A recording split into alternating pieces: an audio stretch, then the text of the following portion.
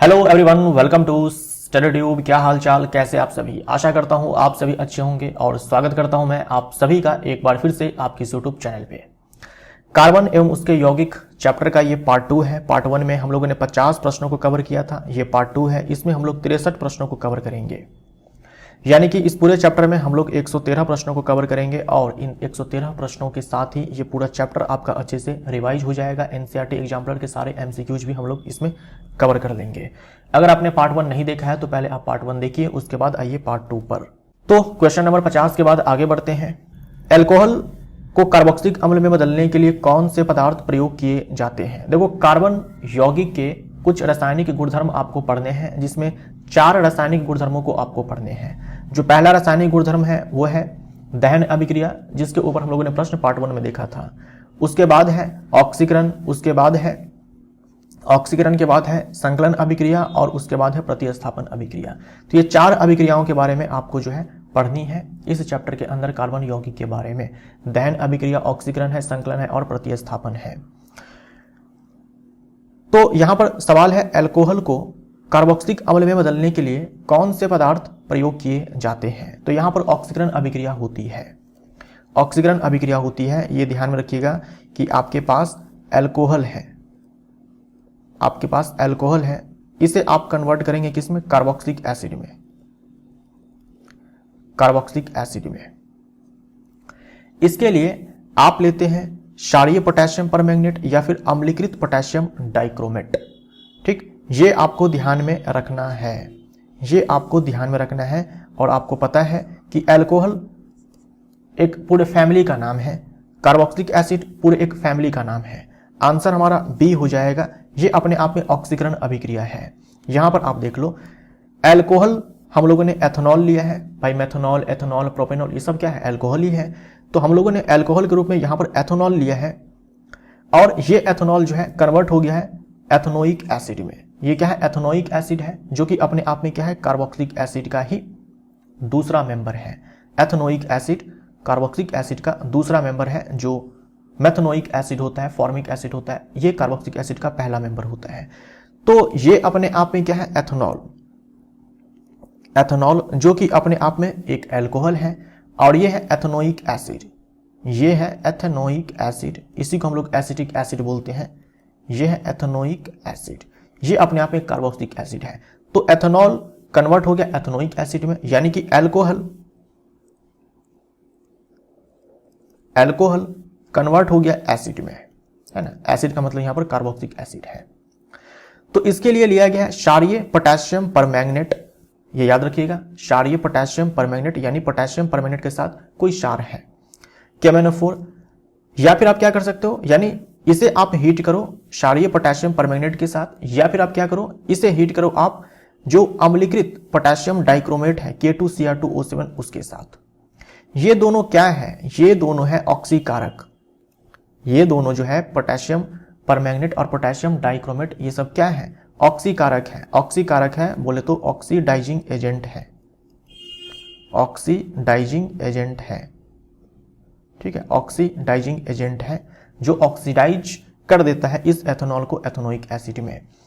ये अपने आप में एक ऑक्सीकरण अभिक्रिया है, ये अपने आप में एक ऑक्सीकरण अभिक्रिया है। ये भी आपको ध्यान में रखना है, ऑक्सीडेशन रिएक्शन है, इंपॉर्टेंट है। ठीक है, ये ध्यान में रखिएगा, ये अभिक्रिया आपको पढ़नी है और यहां से एग्जाम में प्रश्न पूछे जाते हैं। बहुत सारे स्टूडेंट गलत करते हैं, लेकिन आप गलत मत कीजिएगा, मैंने आपको अच्छे से समझा दिया है।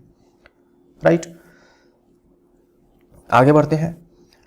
एल्कोहल का ऑक्सीकरण करने पर यह कार्बोक्सिलिक अम्ल में परिवर्तित हो जाता है। जस्ट हम लोगों ने देखा, एल्कोहल को हीट करेंगे या तो क्षारीय पोटेशियम परमैंगनेट के साथ, या फिर हीट करेंगे एल्कोहल को किसके साथ, अम्लीकृत पोटेशियम डाइक्रोमेट के साथ। एल्कोहल ऑक्सीडाइज हो जाएगा कार्बोक्सिलिक एसिड में। क्षारीय पोटेशियम परमैंगनेट तथा अम्लीकृत पोटेशियम डाइक्रोमेट एल्कोहलों को ऑक्सीकरण कर अम्लों में परिवर्तित करते हैं। बिल्कुल सही बात है, इसीलिए हम इन दोनों को कहते हैं ऑक्सीडाइजिंग एजेंट, ऑक्सीकारक। तो हम बोलेंगे कि दोनों कथन सही है तथा कथन 2 कथन 1 की सही व्याख्या करता है ना, क्योंकि ये ऑक्सीकृत दोनों के दोनों करते हैं एल्कोहल को, इसीलिए एल्कोहल कार्बोक्सिलिक एसिड में परिवर्तित हो जाता है। तो जो 4 रासायनिक अभिक्रियाएं आपको पढ़नी है रासायनिक गुणधर्म के अंदर कार्बन यौगिक के बारे में, उसमें आपने पहला पढ़ा था पिछले वाले पार्ट में दहन अभिक्रिया, उसके बाद मैंने अभी आपको बताया ऑक्सीकरण अभिक्रिया, तीसरी अभिक्रिया जो आपको पढ़नी है वो है संकलन अभिक्रिया, इंग्लिश में बोलते हैं एडिशन रिएक्शन। संकलन अभिक्रिया, संकलन अभिक्रिया में असंतृप्त हाइड्रोकार्बन किसकी उपस्थिति में संतृप्त हाइड्रोकार्बन में परिवर्तित होते हैं। हाइड्रोकार्बन का मतलब मैंने आपको बताया था ऐसे कार्बन यौगिक जिसमें केवल हाइड्रोजन हो और कार्बन हो, और असंतृप्त का मतलब होता है कि कार्बन कार्बन के बीच में कहीं पर आपको डबल बॉन्ड दिख जाएगा या फिर कार्बन कार्बन के बीच में आपको कहीं पर ट्रिपल बॉन्ड दिख जाएगा। कहने का मतलब या तो एल्कीन या फिर एल्काइन की बात की जा रही है यहां पर। और संतृप्त हाइड्रोकार्बन, हाइड्रोकार्बन का मतलब केवल कार्बन और हाइड्रोजन है कार्बन यौगिक में, और संतृप्त का मतलब कार्बन कार्बन के बीच में सिंगल बॉन्ड है, यानी यहां पर एल्केन की बात की जा रही है। तो कहा जा रहा है कि संकलन अभिक्रिया में एल्कीन या एल्काइन को किसकी उपस्थिति में एल्केन में परिवर्तित किया जाता है। तो यहां पर आप आंसर ध्यान में रखेंगे पैलेडियम या निकल, ठीक है, या फिर आप निकला पंडित पटेल आप ध्यान में रखिए, निकल पैलेडियम प्लेटिनम, ये सब क्या है कैटालिस्ट है। कैटालिस्ट का काम क्या होता है, रिएक्शन के रेट को चेंज करना, रिएक्शन के रेट को चेंज करना, यूजुअली ये बढ़ाने का काम करते हैं रिएक्शन के रेट को, ये आप ध्यान में रखिएगा। आपसे पूछा जाता है कि कैटालिस्ट का काम क्या है, उत्प्रेरक का काम क्या है, ये क्या है उत्प्रेरक है, ये सारे के सारे क्या है उत्प्रेरक है। उत्प्रेरक है, उत्प्रेरक जो अभिक्रिया की दर होती है उसको बदलने का काम करती है, ठीक है, उसको बदलने का काम करती है। तो हम एल्कीन या एल्काइन को इनमें से किसी कैटालिस्ट के मदद से एल्केन में कन्वर्ट कर सकते हैं। इसी अभिक्रिया को संकलन अभिक्रिया कहा जाता है, संकलन अभिक्रिया कहा जाता है। और इसका एक बहुत ही अच्छा एप्लीकेशन है, अनुप्रयोग है, वनस्पति तेल को घी में बदलने वाला, ठीक, वनस्पति तेल को घी में बदला जाता है इसी संकलन अभिक्रिया के जरिए से।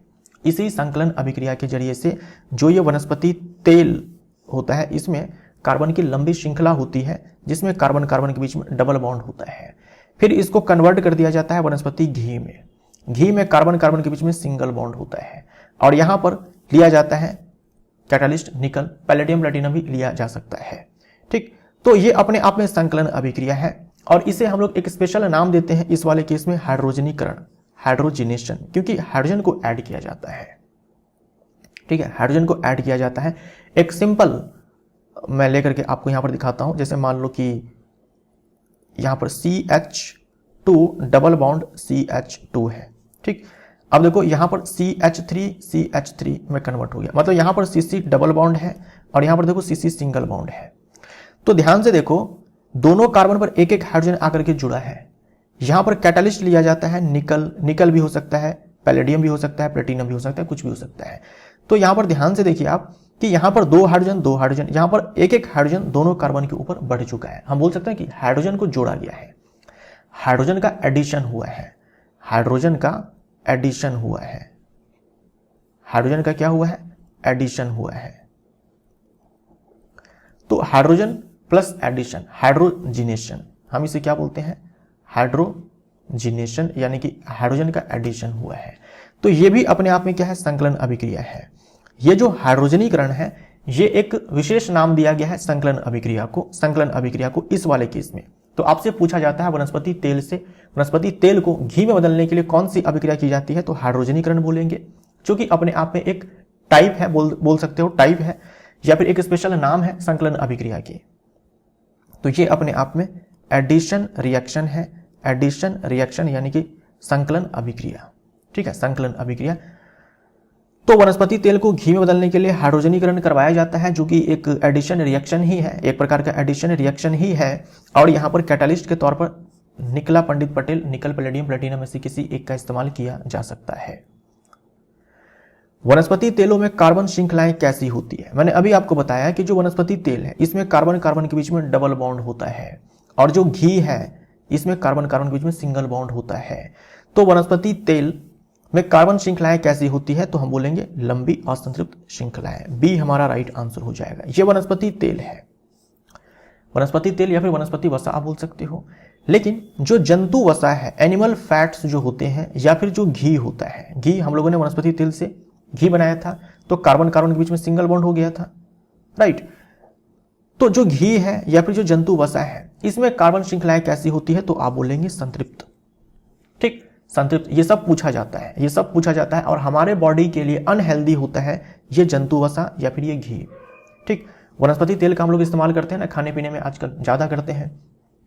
तो जो वनस्पति तेल है या फिर बोल दो कि जो असंतृप्त वसा है वो हमारे बॉडी के लिए ठीक ठाक है, लेकिन जो संतृप्त वसा होते हैं ये हमारे बॉडी के लिए हानिकारक होते हैं।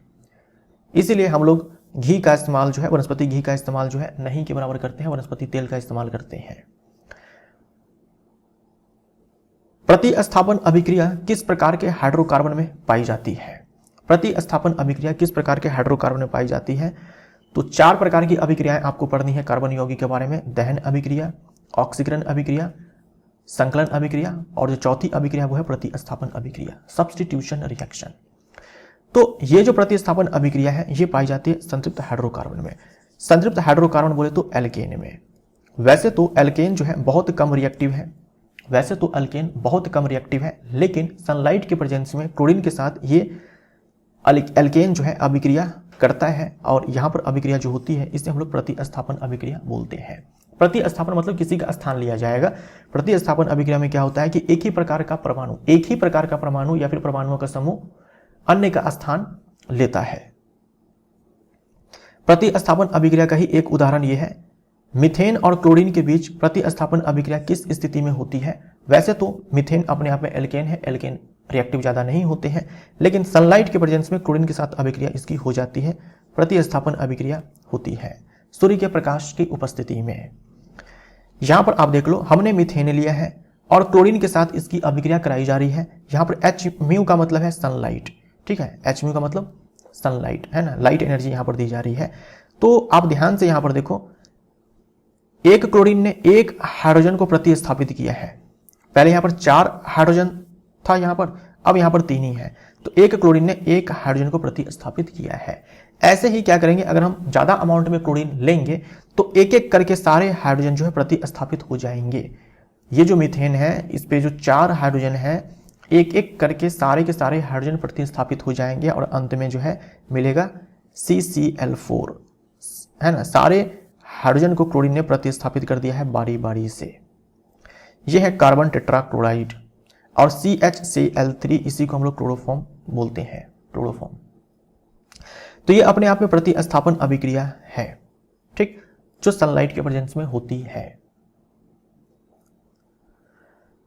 ऑक्सीजन तथा एथाइन के मिश्रण का दहन वेल्डिंग के लिए किया जाता है। एथाइन हम लोग किसको बोलते हैं, तो CH ट्रिपल बॉन्ड CH, इसको हम लोग एथाइन बोलते हैं।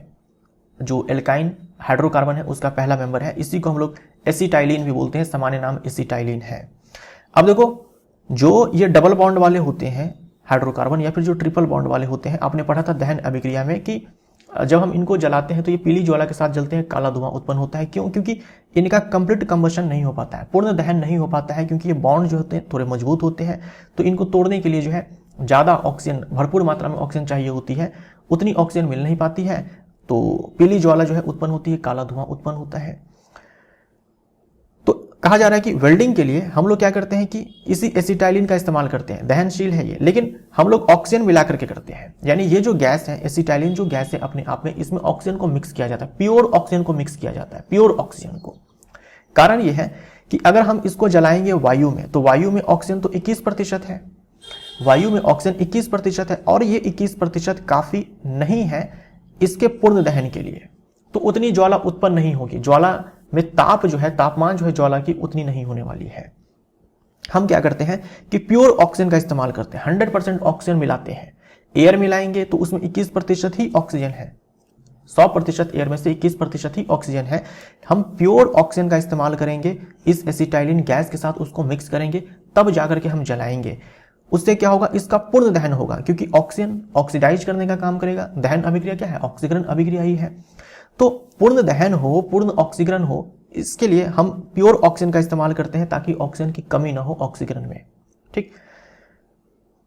जब अच्छे से ऑक्सीकरण होगा, जब अच्छे से ऑक्सीकरण होगा, पूर्ण ऑक्सीकरण होगा, पूर्ण दहन होगा, वैसे केस में जो फ्लेम जो प्रोड्यूस होगी उसका टेम्परेचर बहुत ज्यादा होगा, ठीक। यह अत्यधिक ताप उत्पन्न करता है जिससे धातुएं पिघल सकती है। ऑक्सीजन तथा एथाइन के मिश्रण का दहन वेल्डिंग के लिए किया जाता है। सही है, क्योंकि यह अत्यधिक ताप उत्पन्न करता है जिससे धातुएं पिघल सकती है। बिल्कुल सही है। अगर हम एयर का इस्तेमाल करेंगे तो क्या होगा, अपूर्ण दहन होगा जिससे काजल बनेगा, है ना। पीली ज्वाला, और फ्लेम का टेम्परेचर भी उतना नहीं होगा, पीली ज्वाला आएगी और काला धुआं भी उत्पन्न होगा अगर हम एयर में जलाएंगे केवल तब। ठीक। एथेनॉल के संबंध में निम्नलिखित में से कौन सा कथन सही है? आपको इस चैप्टर के अंदर एथेनॉल के गुणधर्म के बारे में पढ़ना है और एथेनोइक एसिड के गुणधर्म के बारे में पढ़ना है। एथेनॉल और एथेनोइक एसिड के गुणधर्म के बारे में पढ़ना है। एथेनॉल होता है CH3CH2OH, ये एथेनॉल है। इसी को आप ऐसे भी लिखते हैं C2H5OH, चाहे आप ऐसे लिखो चाहे आप ऐसे लिखो। इसके गुणधर्म के बारे में आपको पढ़ना है। ये लिक्विड स्टेट में पाया जाता है, ना कि ठोस अवस्था में पाया जाता है। एथेनॉल एक अच्छा विलायक है। जैसे जल अपने आप एक अच्छा विलायक है, बहुत सारी चीजों को घोल लेता है, वैसे ही एथेनॉल भी एक अच्छा विलायक है। टिंचर आयोडीन बनाने में इसका इस्तेमाल किया जाता है। टिंचर आयोडीन बनाने में इसका इस्तेमाल किया जाता है और औषधियों में प्रयोग किया जाता है। कफ सिरप में जो है इस एथेनॉल का इस्तेमाल किया जाता है, इसीलिए कफ सिरप को पीने के बाद हल्का नशा भी आता है। ये स्टेटमेंट सही है। एथेनॉल को जल में नहीं मिलाया जा सकता है। बिल्कुल, एथेनॉल जल में घुलनशील है, गलत हो जाएगा। शुद्ध एथेनॉल का सेवन स्वास्थ्य के लिए लाभदायक है, बिल्कुल गलत है। शुद्ध एथेनॉल का मतलब समझते हो, 100% अल्कोहल होगा। परिशुद्ध अल्कोहल का मतलब 100% अल्कोहल, 100% अल्कोहल, नो वाटर। जल नहीं मिलेगा आपको, शुद्ध अल्कोहल मिलेगा आपको। शुद्ध अल्कोहल मिलेगा, पानी बिल्कुल भी नहीं होगा। उसे हम लोग परिशुद्ध अल्कोहल बोलते हैं, जो स्वास्थ्य के लिए बहुत ही ज्यादा हानिकारक है। बी हमारा राइट आंसर हो जाएगा। जो आप शराब पीते हैं उसमें कुछ परसेंट में अल्कोहल होता है, बाकी उसमें वाटर होता है। उतने में ही आप जानते हैं कि क्या हालत जो है होती है पीने वाले की, अगर ज़्यादा अमाउंट में पी ले तो। अगर मान लो प्योर अल्कोहल पी लिया जाए जिसमें पानी है ही नहीं, वैसे में वो अल्कोहल जो है, जो एथेनॉल है, बहुत ही खतरनाक होगा। एथेनॉल की सोडियम के साथ अभिक्रिया में कौन सी गैस उत्सर्जित होती है? एथेनॉल की अभिक्रिया आप करवाएंगे सोडियम के साथ। एथेनॉल अल्कोहल फैमिली का दूसरा मेंबर है। यहां पर देखो, हमने एथेनॉल की अभिक्रिया, जो कि अपने आप एक अल्कोहल है, इसकी अभिक्रिया सोडियम के साथ कराई है तो हाइड्रोजन गैस मुक्त होती है। और ये सोडियम एथॉक्साइड है, ये ध्यान में रखिएगा, ये सोडियम एथॉक्साइड है। सोडियम एथॉक्साइड क्या होता है?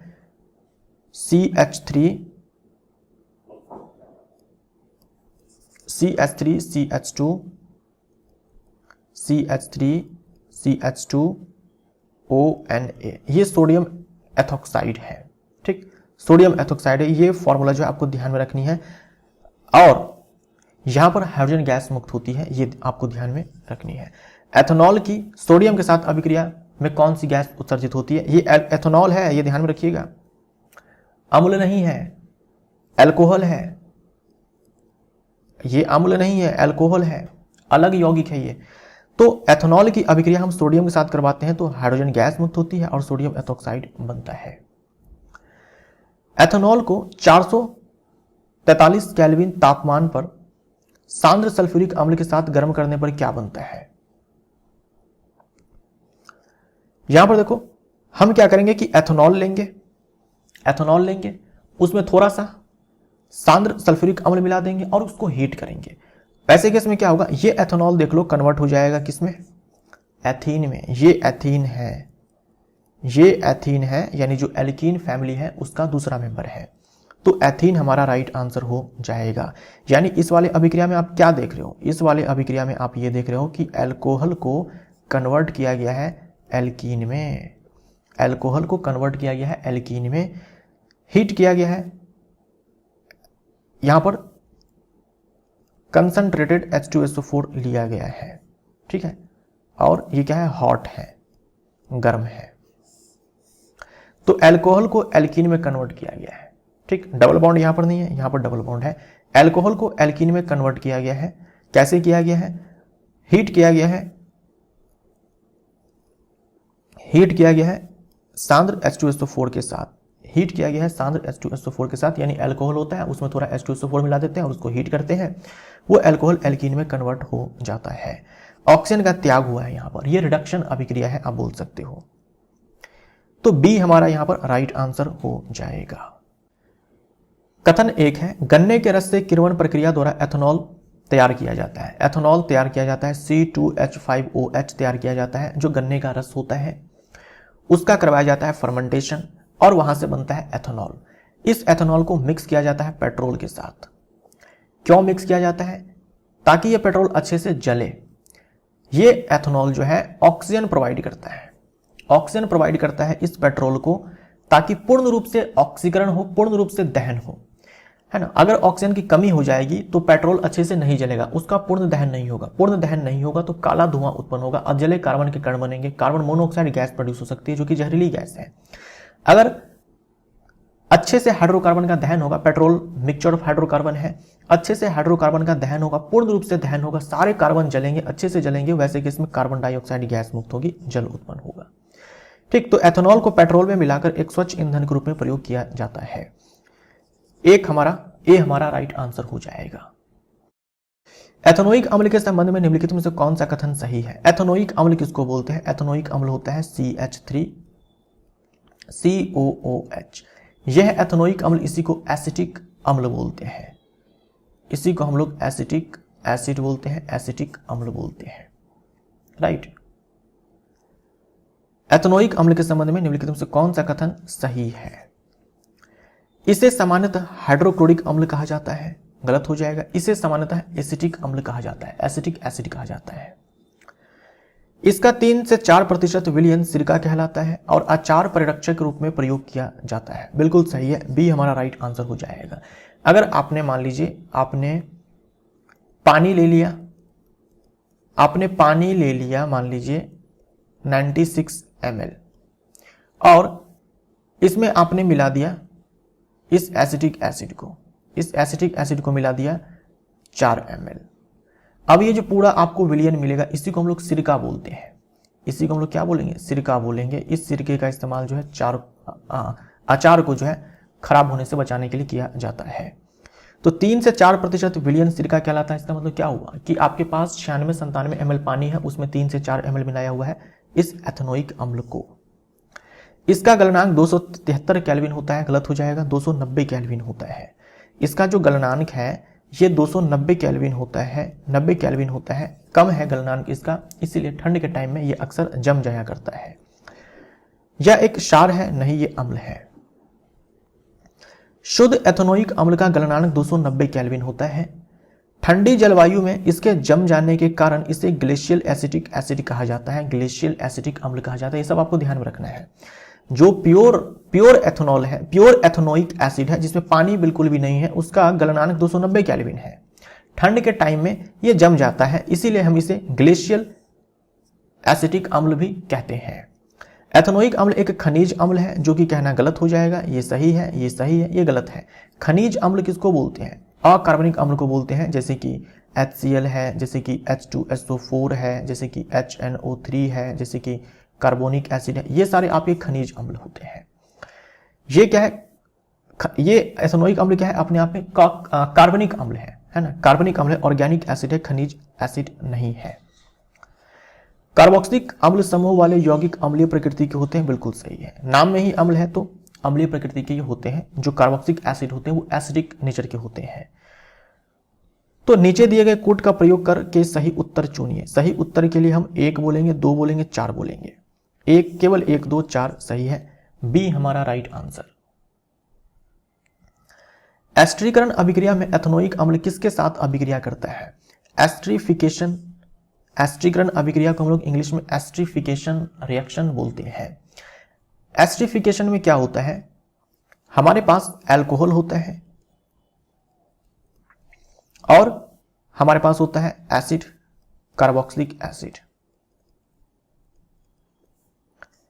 इन दोनों के बीच में अभिक्रिया होती है तो एस्टर बनता है, एस्टर बनता है और यहां पर जल बनता है।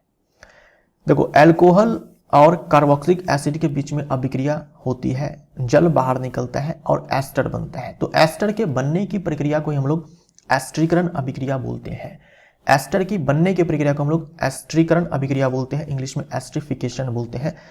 तो एल्कोहल अगर हमने यहां पर मान लो एथेनॉल ले लिया और कार्बोक्सिलिक एसिड की जगह पर हम लोगों ने यहां पर एथेनोइक एसिड ले लिया,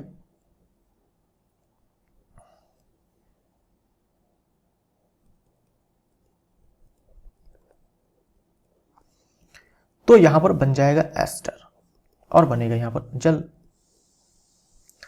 है ना। अल्कोहल के जगह पर हम लोगों ने एथेनॉल ले लिया, कार्बोक्सिलिक एसिड में हम लोगों ने एथेनोइक एसिड ले लिया, एस्टर यहां पर बन जाएगा। तो एथेनोइक अम्ल किसके साथ अभिक्रिया करते हैं, तो बी हमारा राइट आंसर हो जाएगा। यहां पर देख लो, ये एथेनोइक अम्ल है, ये एथेनॉल है, एस्टर बना है, जल बाहर निकला है। एस्टर की गंध कैसी होती है, जो एस्टर यहां पर बनता है इसकी गंध कैसी होती है, तो मीठी गंध होती है ना, मीठी गंध होती है, स्वीट स्मेल होती है। इसका इस्तेमाल जो है किया जाता है, इस एस्टर का इस्तेमाल किया जाता है परफ्यूम बनाने में, इसी मीठी सुगंध के कारण। साबुनीकरण अभिक्रिया में क्या बनता है, साबुनीकरण अभिक्रिया से साबुन बनाया जाता है। एस्टरीकरण अभिक्रिया में एस्टर को बनाया जाता है, साबुनीकरण अभिक्रिया में साबुन को बनाया जाता है। लेकिन ये जो साबुनीकरण अभिक्रिया है इसमें देखो क्या होता है, जो आपने अभी देखा एस्टर बना है उसकी अभिक्रिया हम लोग करवाते हैं, या तो जो एस्टर आपने देखा कि बना है इसकी अभिक्रिया हम लोग करवाते हैं या तो सोडियम हाइड्रोक्साइड के साथ या फिर पोटेशियम हाइड्रोक्साइड के साथ, और यहां पर एक सॉल्ट बनता है ना। अगर आपने पोटेशियम सोडियम लिया है तो सोडियम सॉल्ट, पोटेशियम लिया है तो पोटेशियम सॉल्ट, एक लवण बनेगा, ठीक। और यहां पर आपको मिल जाएगा एल्कोहल। ध्यान दीजिएगा, एस्टर यहां पर बना है ना, इस एस्टर की अभिक्रिया अगर आप सोडियम हाइड्रोक्साइड के साथ करवाते हो या फिर पोटेशियम हाइड्रोक्साइड के साथ करवाते हो, दोनों ही केस में आपको एक एल्कोहल मिलेगा। और अगर आपने सोडियम हाइड्रोक्साइड लिया है तो सोडियम सॉल्ट मिल जाएगा, अगर आपने पोटेशियम हाइड्रोक्साइड लिया है तो पोटेशियम सॉल्ट मिल जाएगा, राइट। ये जो सॉल्ट यहां पर मिलता है इसी को हम लोग सोप बोलते हैं, साबुन बोलते हैं। यानी साबुन बनाने की ये अभिक्रिया है, प्रक्रिया है, इसलिए हम इसे साबुनीकरण अभिक्रिया बोलते हैं। तो हम बोलेंगे साबुनीकरण अभिक्रिया में क्या बनता है, तो हम बोलेंगे यहां पर एथेनॉल बनता है और सोडियम लवण बनता है। अगर आपने पोटेशियम हाइड्रोक्साइड लिया होगा तो पोटेशियम लवण बनेगा, राइट। एथेनॉल और सोडियम लवण, एथेनॉल अपने आप में एल्कोहल है। जैसे यहां पर देखो, ये अपने आप एक एस्टर है, ये एस्टर है, इसकी अभिक्रिया सोडियम हाइड्रोक्साइड के साथ करवाई गई है। क्या बना भाई, यहां पर देखो एल्कोहल बना है, एथेनॉल बना है, एथेनॉल अपने आप में एल्कोहल है। और यहां पर देखो बना है एक सोडियम सॉल्ट।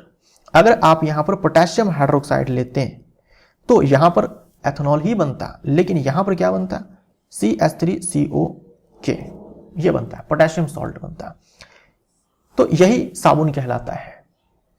वास्तव में साबुन नहीं है, लेकिन यही अभिक्रिया होती है, ऐसे ही सॉल्ट बनता है। साबुन में कार्बन की लंबी श्रृंखला होती है, यहां पर तो बस 2 कार्बन आपको दिखाया गया, उसमें कार्बन की लंबी श्रृंखला होती है, लेकिन सोडियम सॉल्ट ही बनता है, वो पोटेशियम सॉल्ट ही होता है वो। साबुनीकरण अभिक्रिया में बनने वाले लवण सामान्यतः कौन से होते हैं, अगर आपने पोटेशियम हाइड्रोक्साइड लिया है तो पोटेशियम सॉल्ट मिलेगा, अगर आपने सोडियम हाइड्रोक्साइड लिया है तो सोडियम सॉल्ट मिलेगा। एथेनोइक अम्ल की सोडियम हाइड्रोक्साइड के साथ अभिक्रिया में क्या बनता है, देखो ये अपने आप में क्या है, अम्ल है, और ये क्या है, अपने आप में क्षार है। अम्ल और क्षार के बीच में अभिक्रिया होती है तो क्या बनता है, लवण और जल बनता है, लवण और जल बनता है। ये अपने आप में एक अम्ल है, ये अपने आप में एक क्षार है, प्रबल क्षार है। यहां पर देखो लवण बना है और ये जल बना है। इसका नाम आपको ध्यान में रखना है, फॉर्मूला आपको ध्यान में रखना है, CH3CONA। यह सोडियम एसीटेट या फिर इसी को सोडियम एथेनोएट बोलते हैं। तो सोडियम एथेनोएट और जल बनेगा, सोडियम एथेनोएट, इसी को हम लोग सोडियम एसीटेट भी बोलते हैं, ये ध्यान में रखिएगा, इसी को हम लोग सोडियम एसीटेट भी बोलते हैं। तो यहां जो आपने देखा ये भी क्या है, सोडियम एसीटेट ही है, CH3CONA। एथेनोइक अम्ल जब सोडियम कार्बोनेट के साथ अभिक्रिया करता है तो क्या उत्पाद बनते हैं, याद करो आपने पढ़ा था अम्ल क्षारक एवं लवण वाले चैप्टर में कि धातु के जो कार्बोनेट होते हैं या बाइकार्बोनेट होते हैं उनकी अभिक्रिया जब करवाई जाती है अम्ल के साथ तो क्या बनता है भाई, लवण बनता है, जल बनता है और कार्बन डाइऑक्साइड गैस मुक्त होती है। तो ये भी अपने आप में क्या, एक अम्ल है। और सोडियम कार्बोनेट मतलब क्या, धातु का कार्बोनेट, सोडियम धातु है, इसके बीच में अभिक्रिया होगी तो वापस से लवण बनेगा। लवण क्या बनेगा, यही सोडियम एथेनोएट बनेगा, इसे हम सोडियम एसीटेट बोलते हैं। कार्बन डाइऑक्साइड गैस मुक्त होगी और जल बनेगा। तो ये जो अभिक्रिया है और ये जो अभिक्रिया पहले भी आप पढ़ चुके हो, बस यहाँ पर अम्ल जो है चेंज हो गया। यहाँ पर कार्बनिक अम्ल है, और जो आपने उस चैप्टर में पढ़ा था अम्ल क्षारक लवण वाले में, वहां पर खनिज अम्ल हुआ करता था, जैसे कि HCl है ना, H2SO4 ये सारे हुआ करते थे। साबुन किन यौगिकों के सोडियम एवं पोटेशियम लवण होते हैं? साबुन कार्बोक्सिलिक अम्लों के सोडियम एवं पोटेशियम लवण होते हैं। जैसे अभी आपने एक देखा ना, सोडियम एसीटेट, ये भी क्या है, अपने आप में एक सॉल्ट है। किसका? कार्बोक्सिलिक एसिड का। यहां देखो CH3COOH पहले हुआ करता था, फिर यहां से H हटा है, यहां पर Na आया है। अगर आप पोटेशियम हाइड्रोक्साइड लेते हैं तो पोटेशियम यहां पर आ जाता। तो साबुन जो है ये लंबी श्रृंखला वाले कार्बोक्सिलिक एसिड का सोडियम एवं पोटेशियम लवण होता है। ये मैंने बस एक छोटा सा एग्जाम्पल आपको लेकर बताया है, ये कोई साबुन नहीं है। साबुन में लंबी श्रृंखला वाले कार्बन चैन, लंबी श्रृंखला होती है कार्बन की, है ना, लंबी श्रृंखला होती है कार्बन की, लंबी श्रृंखला होती है साबुन में, तब जाकर के अंत में आपको ये दिखेगा। ठीक, इस वाले में बस आपको इतना दिखाया गया है, लेकिन साबुन में कार्बन की लंबी श्रृंखला होती है। लेकिन सोडियम सॉल्ट या पोटेशियम सॉल्ट ही साबुन होता है कार्बोक्सिलिक एसिड का। लंबी श्रृंखला वाला जो कार्बोक्सिलिक एसिड होता है उसी का सोडियम या पोटेशियम लवण होता है साबुन। साबुन का कौन सा भाग जल से आकर्षित होता है? साबुन का कौन सा भाग जल से आकर्षित होता है? तो मैंने अभी आपको बताया कि भाई साबुन क्या है, लंबी श्रृंखला वाले कार्बोक्सिलिक एसिड के सोडियम में पोटेशियम सॉल्ट होते हैं। तो कार्बन की भाई लंबी श्रृंखला होती है, कार्बन की ऐसी लंबी श्रृंखला होती है, बहुत सारे कार्बन होते हैं, लंबी श्रृंखला होती है, और अंत में आपको ये दिखेगा। तो इस पर प्लस चार्ज, इस पर माइनस चार्ज होता है। तो साबुन के एक अणु में ऐसे कार्बन की लंबी श्रृंखला होती है। तो इसे हम लोग सुविधा के लिए ऐसे दिखाते हैं, ऐसे हम लोग दिखाते हैं।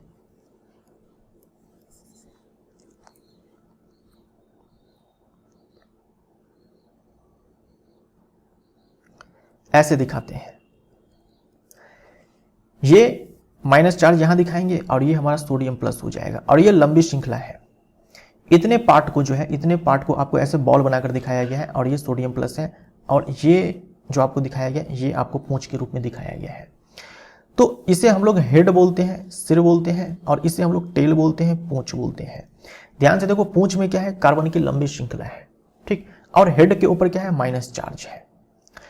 तो साबुन का कौन सा भाग जल से आकर्षित होता है? तो आप ध्यान में रखेंगे कि ये जो हेड है ये वाटर से आकर्षित होगा, जल से आकर्षित होगा, और ये जो टेल है ये ऑयल से, है ना, या फिर डर्ट से, गंदगी से, या फिर आप बोल दो हाइड्रोकार्बन से, ठीक। मतलब जो पूंछ है इसे जल से प्यार नहीं है। जल से प्यार किसको है? जल से प्यार है इस हेड को, इस हेड को जल से प्यार है। तो इसे हम लोग जलरागी सिरा बोलते हैं, और इस पूंछ को जल विरागी सिरा बोलते हैं। तो साबुन का कौन सा भाग जल से आकर्षित होता है? तो आयनिक भाग, बी हमारा राइट आंसर हो जाएगा, जिसके ऊपर माइनस चार्ज है, हेड के ऊपर माइनस चार्ज है ना, तो ये जल से आकर्षित होता है। साबुन तेल और पानी में मिलकर किस प्रकार की संरचना बनाता है? तो मिसेली संरचना बनाता है। जब आप साबुन को रगड़ते हो गंदगी के ऊपर, तो साबुन के बहुत सारे मॉलिक्यूल्स उसमें होते हैं। साबुन के बहुत सारे जो मॉलिक्यूल्स होते हैं, हर मॉलिक्यूल में भाई वही बात है, ऐसे हेड मिलेगा और टेल मिलेगा। तो सारे के सारे जो टेल हैं ये आकर्षित किसके तरफ होंगे? तेल की तरफ होंगे। तेल है, गंदगी है, मैल है, इसके तरफ आकर्षित होंगे, और सारे हेड वाले रीजन जो है वो जल की तरफ आकर्षित होंगे। इस प्रकार से पूरा एक संरचना तैयार होता है। इसे हम लोग मिसेल बोलते हैं। इसे हम लोग क्या बोलते हैं? मिसेल बोलते हैं। सी हमारा राइट आंसर हो जाएगा। साबुन के अणु का वह सिरा जो जल में घुलनशील होता है, जो जल में घुलनशील होता है, ये सिरा है जो जल में घुलनशील है, इसे हम लोग जलरागी सिरा बोलते हैं, और इस पूंछ को हम लोग जल विरागी सिरा बोलते हैं। ये एग्जाम में बहुत बार पूछा जा चुका है, ये ध्यान में रखिएगा। जो जल में घुल जाए उसे जलरागी सिरा बोलेंगे, हाइड्रोफिलिक हेड बोलेंगे, और जो तेल में घुलनशील है या फिर हाइड्रोकार्बन में घुलनशील है उसे हम लोग जल विरागी सिरा बोलेंगे। इसे आप हाइड्रोफोबिक टेल भी बोल सकते हो। साबुन के अणु का वह सिरा जो हाइड्रोकार्बन में घुलनशील होता है उसे क्या कहते हैं? तो जल विरागी सिरा बोलेंगे। कठोर जल में साबुन झाग क्यों नहीं बनाता? देखिए, अगर जल में मान लीजिए कि कैल्शियम क्लोराइड जैसा सॉल्ट घुला हुआ है या फिर मैग्नीशियम क्लोराइड जैसा सॉल्ट घुला हुआ है, तो यहां से जल में घुलने पर यहां से कैल्शियम आयन बनेगा और यहां से मैग्नीशियम आयन बनेगा। तो अगर जल में मान लीजिए कि कैल्शियम आयन प्रेजेंट है, मैग्नीशियम आयन प्रेजेंट है, तो उस जल को हम लोग कठोर जल बोलते हैं। कठोर जल का मतलब क्या हुआ, उसमें कौन से आयन्स मिलेंगे आपको, कैल्शियम और मैग्नीशियम आयन मिल सकते हैं। तो कठोर जल के साथ साबुन झाग नहीं देता है, कठोर जल के साथ साबुन झाग नहीं देता है। कारण यह है कि साबुन के जो मॉलिक्यूल्स होते हैं वो इनके साथ जाकर के कंबाइन कर लेते हैं, इनके साथ जाकर के रिएक्ट कर लेते हैं और अघुलनशील पदार्थ बनाते हैं, तो झाग नहीं बनता है। क्योंकि साबुन कैल्शियम एवं मैग्नीशियम लवणों से अभिक्रिया करता है, ए हमारा राइट आंसर हो जाएगा। और अघुलनशील पदार्थ जो है बनाता है, इसीलिए साबुन जो है झाग नहीं देता है। किसके साथ, कठोर जल के साथ, क्योंकि उसमें जो है ये सारे आपके आयन्स होते हैं मौजूद कठोर जल में। अपमार्जक सामान्यतः किन लवणों से बने होते हैं। साबुन के बारे में तो आपने देखा कि लंबी श्रृंखला वाले जो है कार्बोक्सिलिक एसिड के सोडियम या फिर पोटेशियम सॉल्ट होते हैं। अपमार्जक की अगर बात करते हैं, जिसे हम लोग जैसे कि सर्फ एक्सल, कपड़े धोने वाले जो साबुन आते हैं या फिर जो डिटर्जेंट पाउडर्स आते हैं, उसकी बात की जा रही है कि किन लवणों से बने होते हैं। तो सल्फोनिक लवण या लंबी कार्बन श्रृंखला वाले अमोनियम लवण, ए हमारा राइट आंसर हो जाएगा। और अपमार्जक जो है कठोर जल के साथ भी झाग देते हैं, क्योंकि ये जो आपके कठोर जल में ये सारे जो आयन्स होते हैं वो इनके साथ अभिक्रिया करके, है ना, इनके साथ अभिक्रिया करके, यानी कि जो अपमार्जक के अणु होते हैं उनके साथ अभिक्रिया करके कोई अघुलनशील पदार्थ नहीं बनाते हैं। तो अपमार्जक के साथ कोई दिक्कत नहीं है, चाहे जल जो है कठोर हो चाहे मृदु हो, ये झाग अच्छे खासे देते हैं। कठोर जल में झाग बनने के लिए अधिक मात्रा में साबुन की आवश्यकता क्यों पड़ती है। क्योंकि कैल्शियम और मैग्नीशियम आयन साबुन से अभिक्रिया कर अस्कम बनाते हैं। अस्कम का मतलब अघुलनशील पदार्थ, जो अस्कम है ना, ये अघुलनशील पदार्थ है। ठीक, अब हम लोग एग्जाम्पलर के क्वेश्चंस देखते हैं। एथेन का आणविक सूत्र C2H6 है, इसमें बताना है आपको कि कितने सह संयोजक आबंध है। तो ये एथेन है, CnH2n+2, ये अपने आप में एल्केन का एक मेंबर है, दूसरा मेंबर है। यहाँ पर जितना कार्बन उसके डबल से 2 ज्यादा हाइड्रोजन। तो एल्केन में कार्बन कार्बन के बीच में केवल सिंगल बॉन्ड होता है और बचे हुए हाइड्रोजन को आप दोनों कार्बन पर जोड़ दो। आपके मन में अगर ऐसा आ रहा है कि यहाँ पर 3 ही कार्बन क्यों, 4 क्यों नहीं, तो बता दूं कार्बन जो है केवल 4 ही मैक्सिमम सिंगल बॉन्ड बना सकता है। कार्बन मैक्सिमम 4 सिंगल बॉन्ड बना सकता है, उससे ज्यादा नहीं। राइट, तो कितने सह संयोजक आबंध है, देखो 1 2 3 4 5 6 7, तो बी हमारा राइट आंसर हो जाएगा। ब्यूटेनॉन चतुर कार्बन यौगिक है जिसका प्रकार्यात्मक समूह क्या है भाई, तो ब्यूटेनॉन। यहां पर देखो ऑन आया है, ONE याद करो, ऑन बोलते हैं इसको। ये किसका सफिक्स है, कीटोन का। सी हमारा राइट आंसर हो जाएगा। भाई कार्बोक्सिलिक एसिड के केस में ओइक एसिड आता है, ओइक अम्ल आता है। एल्डिहाइड के केस में अल आता है और एल्कोहल के केस में OL आता है नाम के अंत में, जैसे मेथनॉल, प्रोपेनॉल, जैसे कि मेथनल है, प्रोपेनल है। खाना बनाते समय यदि बर्तन की तली बाहर से काली हो रही है तो इसका मतलब यह है कि ईंधन पूरी तरह से नहीं जल रहा है, इसका पूर्ण दहन नहीं हो रहा है, इसीलिए पीली ज्वाला और काला धुआं उत्पन्न होता है। वायुमंडल में कार्बन निम्नलिखित में से किस रूप में रहता है, केवल कार्बन मोनोऑक्साइड गलत हो जाएगा, अल्प मात्रा में कार्बन मोनोऑक्साइड तथा कार्बन डाइऑक्साइड बिल्कुल सही है, बी हमारा राइट आंसर हो जाएगा। केवल कार्बन डाइऑक्साइड भी नहीं हम बोलेंगे, वायुमंडल में कार्बन डाइऑक्साइड है लेकिन अल्प मात्रा में कार्बन मोनोऑक्साइड आपको मिल जाएगी।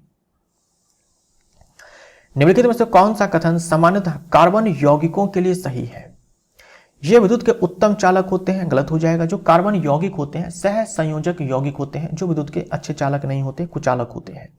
ये विद्युत के अल्प चालक होते हैं, बिल्कुल सही है।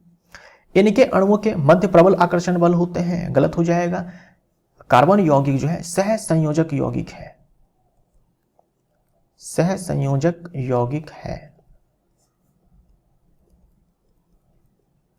और हम लोगों ने पढ़ा था आयनिक यौगिक में जो आयन्स होते हैं उनके बीच में प्रबल आकर्षण बल होता है। यह सही है कि इनके अणुओं के मध्य प्रबल आकर्षण बल नहीं होते हैं। तो सही कथन चुनना था 2 और 4, डी हमारा राइट ऑप्शन, डी हमारा राइट आंसर हो जाएगा। अमोनिया के एक अणु में होते हैं, अमोनिया की संरचना कुछ ऐसी होती है, राइट। इसमें देखो तो केवल सिंगल बॉन्ड है, केवल सिंगल बॉन्ड है, केवल एकल बंध। ए हमारा राइट आंसर हो जाएगा। बकमिंस्टर फ्लोरीन एक अपरूप है, पढ़ चुके हैं। कार्बन का अपरूप है हीरा ग्रेफाइट बकमिंस्टर फ्लोरीन, है ना। हीरा ग्रेफाइट फ्लोरीन ये सब क्या है, कार्बन के अपरूप है। ये एक अभिक्रिया दी गई है। उपरोक्त अभिक्रिया में क्षारीय KMnO4 किस रूप में कार्य करता है। थोड़ी देर पहले मैंने आपको बताया ये अल्कोहल है, ये अम्ल में कन्वर्ट हो गया। यहां पर लिया गया है क्षारीय पोटेशियम परमैंगनेट, इसके स्थान पर आप अम्लीकृत पोटेशियम डाइक्रोमेट भी ले सकते हो। यानी अल्कोहल में आपने थोड़ा ये मिलाया और उसको हीट किया। तो चाहे क्षारीय पोटेशियम परमैंगनेट या फिर अम्लीकृत पोटेशियम डाइक्रोमेट, ये दोनों भाई ऑक्सीकारक होते हैं, क्योंकि अपने आप में ये ऑक्सीकरण अभिक्रिया है, ये ऑक्सीडाइज कर देता है अल्कोहल को एसिड में। पैलेडियम अथवा निकल उत्प्रेरक की उपस्थिति में तेल हाइड्रोजन से अभिकृत कराने पर वसा देते हैं, यह उदाहरण है। तो वनस्पति तेल को वनस्पति घी में कन्वर्ट करने के लिए आपने कैटालिस्ट लिया था निकला पंडित पटेल, इन तीनों में से कोई एक, है ना, यानी कि निकल पैलेडियम प्लेटिनम। तो क्या हुआ था वहां पर हाइड्रोजन का एडिशन हुआ था, जिसे हाइड्रोजनेशन कहा गया था, जो कि अपने आप में क्या है, एक संकलन अभिक्रिया है। ए हमारा राइट आंसर हो जाएगा। निम्नलिखित यौगिकों में से किसमें OH एक क्रियात्मक समूह है। तो ब्यूटेनोन ये अपने आप में कीटोन है, जिसका फंक्शन ग्रुप ये होता है। ये अपने आप में देखो ब्यूटेनॉल है तो नाम के अंत में ऑल आया है, यानी कि अपने आप में अल्कोहल का सदस्य है। ये कार्बोक्सिलिक एसिड का सदस्य है, नाम के अंत में ओइक अम्ल है। और ये ब्यूटेनल है, ये एल्डिहाइड का मेंबर है। तो आंसर हमारा बी हो जाएगा। साबुन के एक अणु में होता है, साबुन के एक अणु में आपने देखा था थोड़ी देर पहले, ये मैंने इसको हेड कहा था, है ना। ये क्या है, जल रागी है, और ये पूंछ क्या है, जल विरागी है।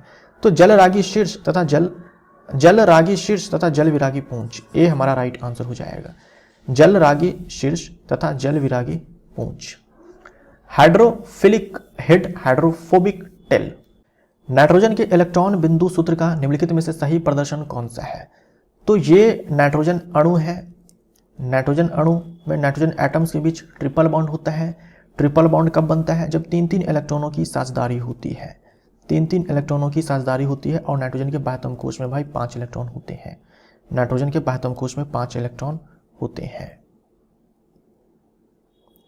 ठीक, तो देखो डी हमारा राइट आंसर हो जाएगा। इस वाले में देखो तो 4 ही इलेक्ट्रॉन दिखाया गया। इलेक्ट्रॉन डॉट स्ट्रक्चर में हम लोग क्या करते हैं, इलेक्ट्रॉन डॉट स्ट्रक्चर में हम लोग क्या करते हैं कि बाहर में हम लोग दिखाते हैं, इलेक्ट्रॉन डॉट स्ट्रक्चर में जो बाह्यतम कोश में इलेक्ट्रॉन्स होते हैं उसको हम लोग दिखाते हैं। यहां पर देखो नाइट्रोजन के बाह्यतम कोश में 5 इलेक्ट्रॉन होते हैं, यहां पर 4 ही इलेक्ट्रॉन को दिखाया गया है, गलत हो जाएगा। ठीक, 1 2 3 4, अच्छा ये जो इलेक्ट्रॉन 2 है ये किसके हैं पता नहीं चल रहा है। यहां पर भी ये 3 इलेक्ट्रॉन किसके हैं पता नहीं चल रहा है। ठीक, यहां पर देखो तो 1 2 3 4 5, 1 2 3 4 5 इलेक्ट्रॉन तो है, लेकिन यहां पर ध्यान से देखो तो डबल बॉन्ड दिखता हुआ हमें नजर आ रहा है। हम जानते हैं कि यहां पर 3-3 इलेक्ट्रॉनों की साझेदारी होगी, तो कुछ ऐसा होगा इलेक्ट्रॉन डॉट स्ट्रक्चर। डी हमारा राइट आंसर हो जाएगा। एथाइन का संरचनात्मक सूत्र है, स्ट्रक्चरल फॉर्मूला है। एथाइन क्या है, नाम के अंत में देखो YNE आ रहा है, आइन आ रहा है, जो कि अपने आप में एल्काइन है। तो एल्काइन का ये पहला मेंबर है, एल्काइन का पहला मेंबर है, तो HC ट्रिपल बॉन्ड CH ये हो जाएगा। ए हमारा राइट आंसर हो जाएगा। इसी को हम लोग एसिटाइलिन भी बोलते हैं, है ना, इसी को हम लोग क्या बोलते हैं, एसिटाइलिन भी बोलते हैं। ये इथेन है, कार्बन कार्बन के बीच में सिंगल बॉन्ड, ये एथीन है ना, ये एथीन है। और ये तो कुछ है नहीं, गलत है ये। ए हमारा राइट आंसर। निम्नलिखित में से असंतृप्त यौगिकों को पहचानिए। देखो प्रोपेन है, नाम के अंत में एन आया है, तो ये अपने आप में एल्केन है। ये देखो प्रोपीन है, नाम के अंत में इन आया है, यानी कि ये अपने आप में एल्कीन है। ये नाम के अंत में देखो आइन आया है, प्रोपाइन आइन आया है, यानी कि ये अपने आप में एल्काइन है। और यहां देखो क्लोरोप्रोपेन, यहां भी नाम के अंत में एन आया है, यानी कि ये हेलो एल्केन है, हेलो एल्केन है। तो असंतृप्त यौगिक के बारे में पूछा गया, यानी कार्बन कार्बन के बीच में या तो डबल बॉन्ड हो या फिर ट्रिपल बॉन्ड हो, तो ये आपको प्रोपीन में दिख जाएगा और आपको ये प्रोपाइन में दिख जाएगा। तो 2 और 3 वाला जो विकल्प होगा वो सही होगा। डी जो है हमारा राइट ऑप्शन है। क्लोरीन संतृप्त हाइड्रोकार्बन से अभिक्रिया करती है। तो हम लोगों ने देखा था थोड़ी देर पहले प्रतिस्थापन अभिक्रिया, उसमें क्या था, एक अभिक्रिया आपने देखा था कि मीथेन है, क्लोरीन की अभिक्रिया हम लोग करवाते हैं सनलाइट के प्रेजेंस में। तो यहां पर पहले तो बनता है CH3Cl, ये अपने आप में क्या है, प्रतिस्थापन अभिक्रिया है। एक एक करके सारे हाइड्रोजन जो है प्रतिस्थापित हो जाएंगे क्लोरीन के द्वारा। तो सूर्य के प्रकाश की उपस्थिति में बी हमारा राइट आंसर हो जाएगा। साबुन के मिसेल में है, साबुन के मिसेल में साबुन का आयनिक सिरा गुच्छ की सतह पर, कार्बन श्रृंखला गुच्छ के अंदर होती है। तो ये सही है कि जो मिसेल का यहां पर निर्माण हुआ है, जो आयनिक सिरा है गुच्छ की सतह पर है, ये गुच्छ की सतह पर है, और जो कार्बन श्रृंखला है गुच्छ के अंदर की ओर होती है, कार्बन श्रृंखला जो है गुच्छ के अंदर की ओर होती है। तो ये बिल्कुल सही है, ए हमारा राइट आंसर हो जाएगा। पेंटेन का अणुसूत्र C5H12 है, इसमें होते हैं, अब देखो ये पेंटेन है, अपने आप में क्या है, एल्केन है। पेंटेन नाम के अंत में एन आया तो ये अपने आप में एल्केन है, और पेंट है मतलब 5 कार्बन है। क्योंकि ये अपने आप में एल्केन है तो कार्बन कार्बन के बीच में केवल सिंगल बॉन्ड होगा। तो आप कार्बन कार्बन के बीच में सिंगल बॉन्ड बना दो 5 कार्बन के साथ, 1 2 3 4 5। अब सारे पर आप हाइड्रोजन जोड़ दो। तो हाइड्रोजन जोड़ने के लिए बड़ा ही सिंपल काम है, देखो कार्बन और हाइड्रोजन के बीच में केवल सिंगल बॉन्ड बनता है, केवल सिंगल बॉन्ड बनता है, और कार्बन मैक्सिमम 4 ही सिंगल बॉन्ड बना सकता है। तो ये कार्बन ने 4 सिंगल बॉन्ड बना लिया, इसने 2 बना रखा है, 2 और बनाएगा हाइड्रोजन के साथ, इसने भी 2 बना रखा है, 2 और बनाएगा हाइड्रोजन के साथ, ये भी 2 बनाएगा, और ये कार्बन जो है 1 सिंगल बॉन्ड बना चुका है, 3 और बनाएगा हाइड्रोजन के साथ। ये पेंटेन का संरचनात्मक सूत्र है। कितने सह संयोजक बंध है काउंट कर लो आप। देखो ये 1 2 3 4 5 6 7 8 9 10 11 12 13 14 15 16 16 सह संयोजक बंध है, 16 सह संयोजक बंध है, राइट। यानी हो कुछ ऐसा रहा है कि एल्केन के केस में हाइड्रोजन और कार्बन को, हाइड्रोजन की संख्या और कार्बन की संख्या जोड़ो और उसमें से 1 घटा दो, तो 12 और 5 17, 1 घटाएंगे 16 बचेगा, 16 सह संयोजक बंध। केवल एल्केन के केस में, केवल एल्केन के केस में, जैसे मान लो CH4 है भाई, इसमें कितने सह संयोजक बंध है, तो 1 कार्बन है, 4 हाइड्रोजन है, टोटल 5 हो गए, 1 घटा दो 4, 4 सह संयोजक बंध आपको इसमें मिलेंगे।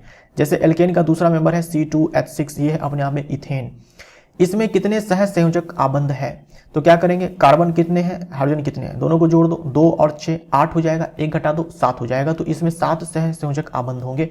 एल्केन के केस में आप ऐसा कॉन्सेप्ट जो है लगा सकते हो। यहाँ पे देखो 12 और 5 17, 1 घटा दो 16, 16 सह संयोजक आबंध है। बेंजीन का संरचनात्मक सूत्र है, तो बेंजीन में 3 डबल बॉन्ड होते हैं, 3 ट्रिपल बॉन्ड होते हैं ऑल्टरनेट वे में, और 6 हाइड्रोजन होते हैं। यहां देखो double bond, single bond, double bond, single bond, double bond, फिर यहां पर सिंगल बॉन्ड, और हर कार्बन पर 1-1 हाइड्रोजन है। सी हमारा राइट आंसर हो जाएगा, सी हमारा राइट आंसर हो जाएगा। ये बेंजीन का फॉर्मूला है C6H6, ये ध्यान में आप रखेंगे। एथेनॉल सोडियम से अभिक्रिया करता है तथा 2 उत्पाद बनता है, ये उत्पाद है। तो हम लोगों ने थोड़ी देर पहले देखा था, एथेनॉल और सोडियम के बीच में अभिक्रिया होती है, सोडियम एथेनोएट बनता है, इसी को हम लोग सोडियम एसीटेट बोलते हैं, और हाइड्रोजन गैस मुक्त होती है। ब्यूटेनोइक अम्ल का सही संरचनात्मक सूत्र है, देखो ओइक अम्ल लिखा हुआ है, ब्यूटेनोइक अम्ल, ब्यूटेनोइक एसिड, क्योंकि नाम के अंत में ओइक एसिड है, मतलब कार्बोक्सिलिक एसिड का ये मेंबर है। तो यहां पर देखो, यहां पर केवल OH है, ऐसा होना चाहिए फंक्शनल ग्रुप, तो ये कट जाएगा क्योंकि इसमें OH है।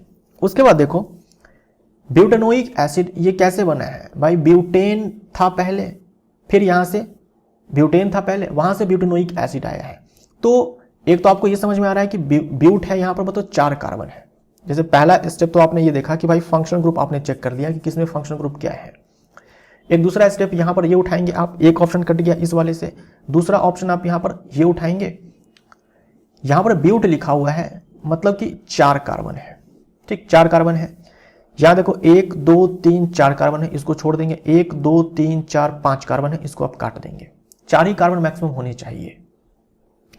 उसके बाद देखो ब्यूटेनोइक एसिड में पहले ये ब्यूटेन था, फिर इसमें ओइक एसिड आकर के जुड़ा है ना, ये ई हटा है, ओइक एसिड आकर के जुड़ा है, तो ब्यूटेन में क्या होता है, कार्बन कार्बन के बीच में सिंगल बॉन्ड होता है। ब्यूटेन यानी कि एल्केन, एल्केन में कार्बन कार्बन के बीच में सिंगल बॉन्ड होता है।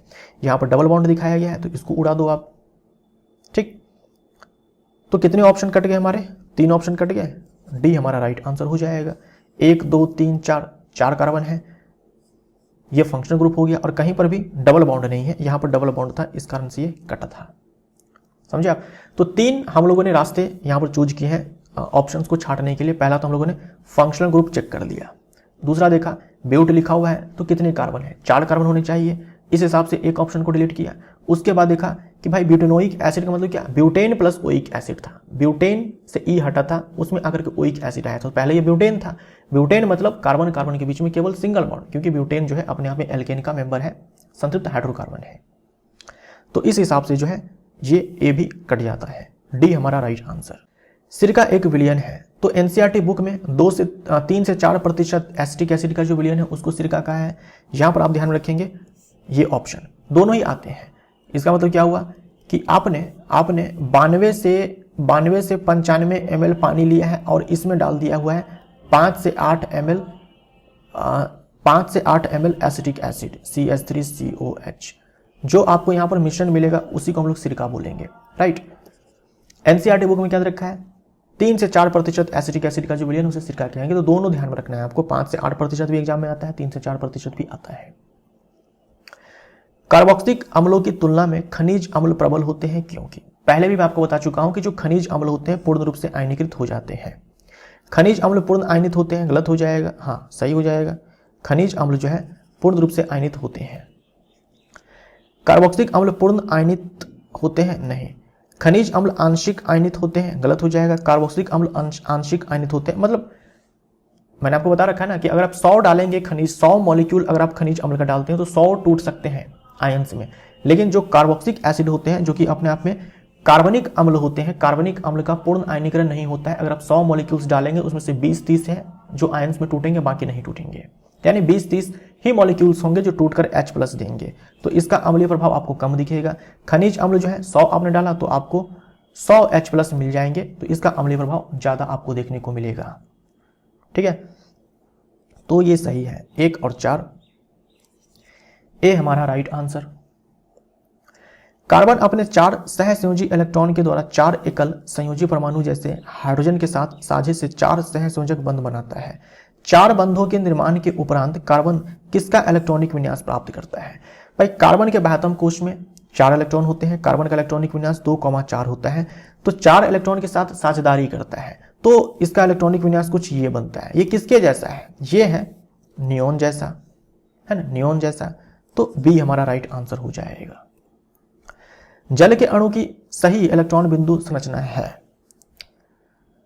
तो हाइड्रोजन के बाह्यतम कोश में 1 इलेक्ट्रॉन होता है, हाइड्रोजन के बाह्यतम कोश में 1 इलेक्ट्रॉन होता है, ऑक्सीजन के बाह्यतम कोश में 6 इलेक्ट्रॉन होता है, राइट। ये इलेक्ट्रॉन डॉट स्ट्रक्चर जो है बनेगा। ये जल है, ये जल है, राइट। एक एक इलेक्ट्रॉन की साझेदारी जो है यहां पर होती है।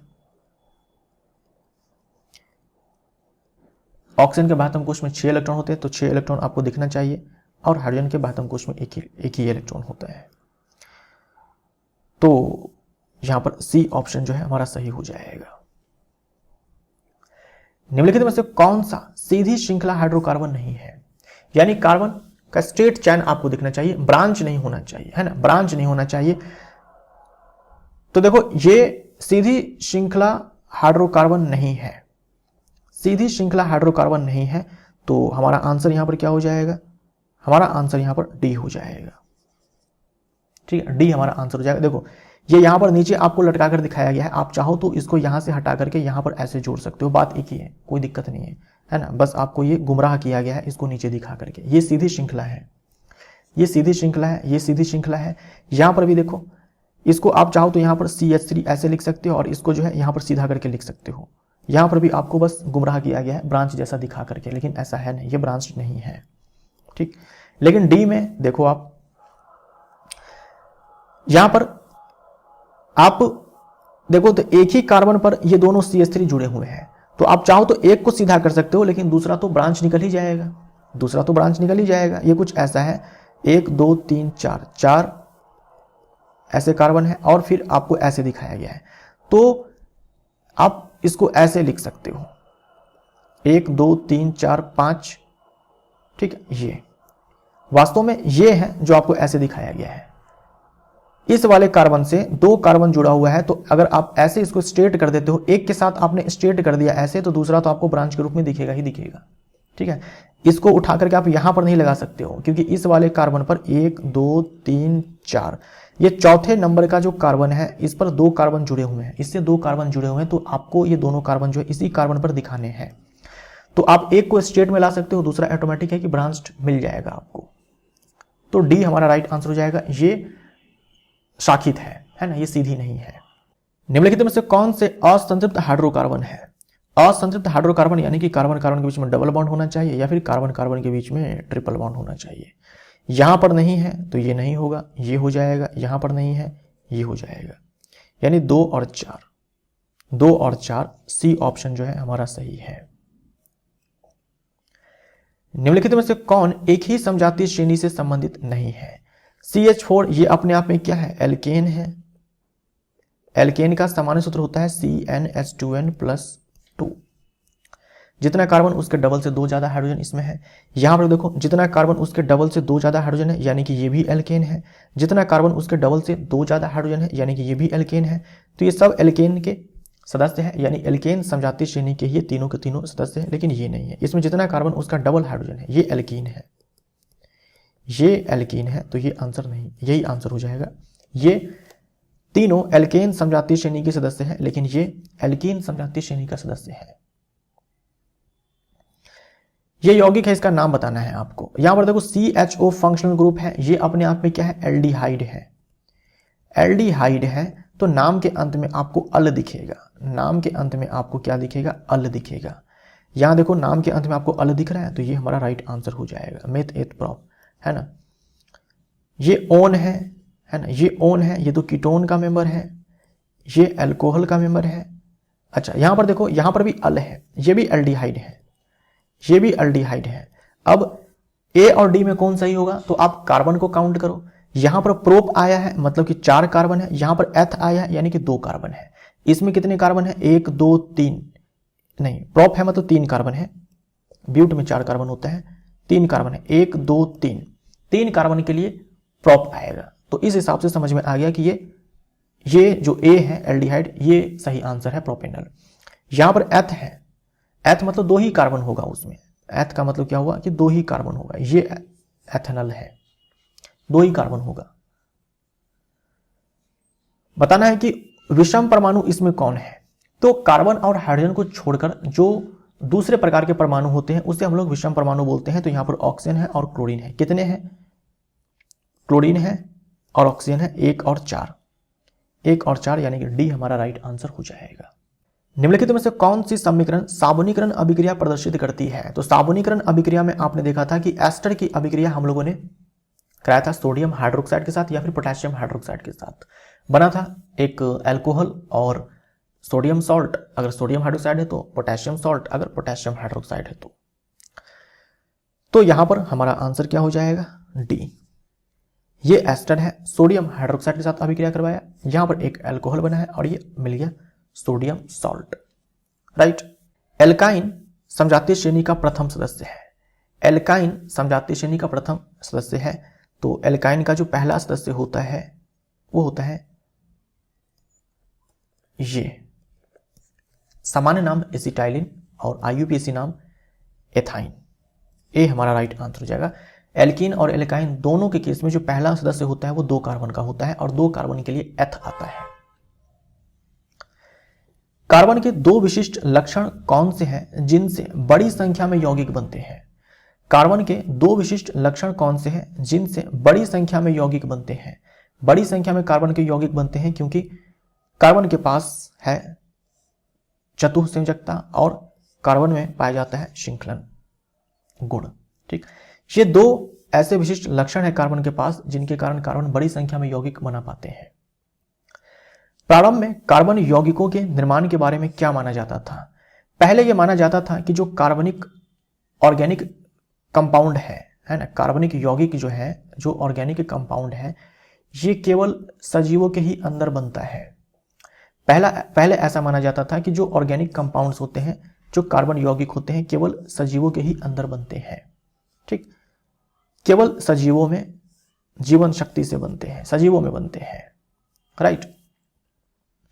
फिर बाद में 1828 में एक वैज्ञानिक आते हैं, फ्रेडरिक वोलर। फ्रेडरिक वोलर, इन्होंने प्रयोगशाला में पहला कार्बनिक कंपाउंड बना करके दिखाया, अमोनियम साइनेट से। यह भी एग्जाम में पूछा जाता है, अमोनियम साइनेट। अमोनियम साइनेट से इन्होंने यूरिया बनाया था। अमोनियम साइनेट से इन्होंने यूरिया बनाया था। यूरिया पहला कार्बनिक यौगिक है, पहला कार्बनिक यौगिक है जिसे प्रयोगशाला में बनाया गया था, फ्रेडरिक वोलर के द्वारा बनाया गया था 1828 में। ये आप ध्यान में रखेंगे। यूरिया, यूरिया का फॉर्मूला भी चाहो तो आप ध्यान में रख सकते हो, ये फॉर्मूला होता है इसका, ठीक है। तो अमोनियम साइनेट से यूरिया बना करके ये सिद्ध कर दिया कि भाई कार्बनिक यौगिक को जो है प्रयोगशाला में भी बनाया जा सकता है। तो पहला संश्लेषित कार्बनिक यौगिक आप यूरिया याद रखेंगे, अमोनियम साइनेट से बनाया गया था, फ्रेडरिक वोलर के द्वारा बनाया गया था। तो इसी के साथ ये पार्ट 2 हमारा समाप्त होता है और ये पूरा चैप्टर आपका अच्छे से रिवाइज होता है। अब मिलते हैं अगले चैप्टर में। Thank you so much.